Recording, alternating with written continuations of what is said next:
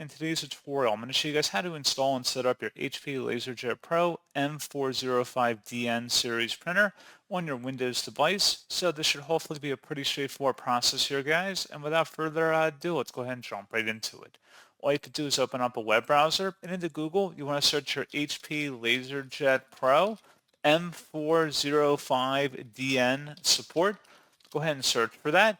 Best result should come back with an HP support page here. This is HP LaserJet Pro M405dn software and driver downloads. Go ahead and open that up. And now that we're on this page, you want to just go down underneath the installation software and /basic driver support and select the HP LaserJet Pro M404/M405dn/M405N/M404M printer full driver or full software solution. Go ahead and download that and then give us a moment to begin here.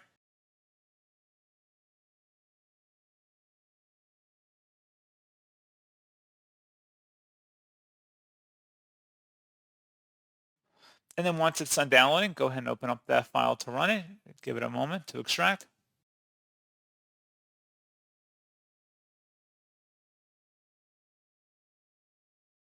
And if you receive a user account control prompt, you want to go ahead and select yes to run this file. It should be a verified publisher as you saw on the screen.